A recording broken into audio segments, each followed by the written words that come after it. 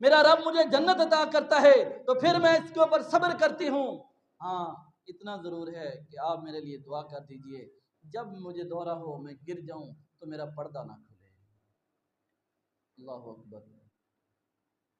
اللہ نے یہ حکم دیا، یا ایھا النبی قل لازواجک وبناتک ونساء المؤمنین یدنین علیہن من جلابیبہن۔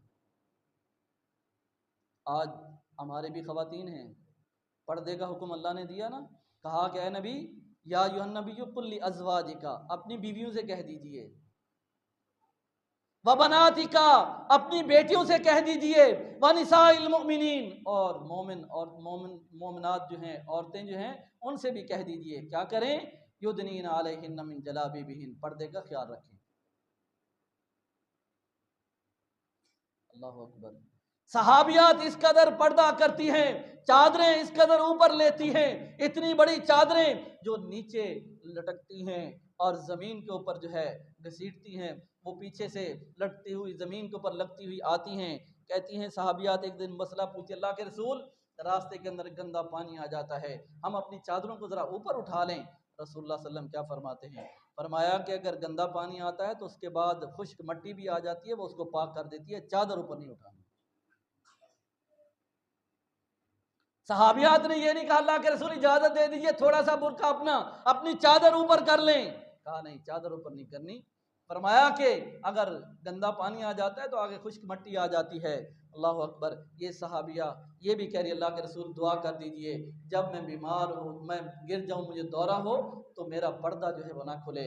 صحابہ کہتے ہیں رسول اللہ صلی اللہ علیہ وسلم نے اس کے حق میں دعا کر دی۔ ہم نے بعد میں دیکھتے تھے رسول اللہ صلی اللہ علیہ وسلم اس دنیا سے چلے گئے، وہ عورت بازار میں اگر آتی کبھی تو گر جاتی تو اس کا پردہ کبھی بھی نہیں کھلتا تھا، کیونکہ رسول اللہ صلی اللہ علیہ وسلم کی اس کے حق میں کیا تھی؟ دعا تھی۔ صحابیات کی سیرت ہمارے لیے، ہماری جو مائیں اور بہنیں ہیں، بیٹیاں ہیں، ان کے لیے نمونہ ہے۔ صحابیات کی سیرت پڑھنی چاہیے کہ صحابیات نے اپنی زندگیاں کس طرح بسر کی ہیں۔ رسول اللہ صلی اللہ علیہ وسلم کی فرما برداری کے اندر رسول اللہ صلی اللہ علیہ وسلم نے جو احکام بتائے ہیں، جو حکم دیے ہیں، ان کو بجا لایا ہے۔ اور جب بھی کہیں حکم ہوا، صحابیات صرف یہی نہیں، عبادت کے اندر بھی آگے آگے ہوتی تھیں۔ ام عمارہ رضی اللہ تعالیٰ عنہا کیا ہے، دو ستونوں کے درمیان رسیاں باندھی ہوئی ہیں اور رات کو قیام کرتی ہیں، نیند آنے لگ جاتی ہے، ساری ساری رات، آدھی آدھی رات سے زیادہ قیام کرتی ہیں، رسیوں کا سہارا لیتی ہیں۔ رسول اللہ صلی اللہ علیہ وسلم نے دیکھا تو یہ کیا ہے؟ فرمایا کہ اللہ کے رسول اس طرح وہ صحابیہ رات کو نماز پڑھتی ہیں سہارا، فرمایا کہ یہ جائز نہیں ہے، اس کو چاہیے کہ اس کے جسم کا، اس کی آنکھ کا اس کے اوپر حق ہے، جتنا اللہ نے مقدر میں لکھا ہے، جتنی توفیق طاقت ہے اتنا جو ہے وہ عبادت جو ہے وہ کیا ہے؟ کرنی چاہیے۔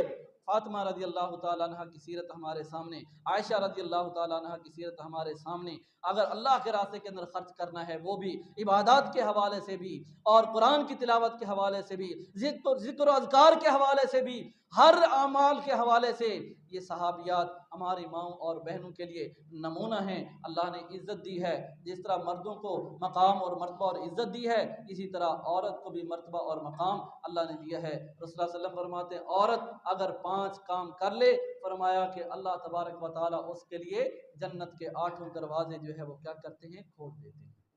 جنت کے 8 دروازے اس کے لیے جو ہے وہ کھول جاتے ہیں۔ جس طرح اگر مرد کوئی عمل کرتا ہے، ایک عمل اس میں سے رسول اللہ صلی اللہ علیہ وسلم فرماتے ہیں، فرمایا جو اچھی طرح وضو کرتا ہے، وضو کرنے کے بعد یہ الفاظ کہتا ہے، اشہد ان لا الہ الا اللہ و اشہد ان محمدا عبدہ و رسولہ، فرمایا کہ جو یہ الفاظ کہتا ہے اللہ تبارک و تعالیٰ اس کے لیے جنت کے 8 دروازے کھول دیتے ہیں۔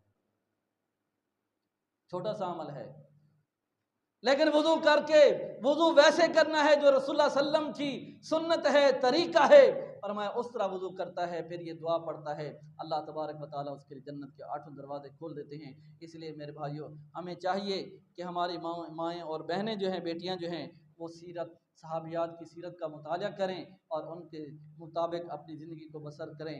اللہ تبارک و تعالیٰ سے دعا ہے اللہ مجھے اور آپ بھائیوں کو دین کے اوپر عمل کرنے کی توفیق عطا فرمائے، اور جب تک زندہ رکھے اسلام پہ، جب بھی موت ایمان کی حالت میں، شہادت کی موت، وآخر دعوانا الحمدللہ۔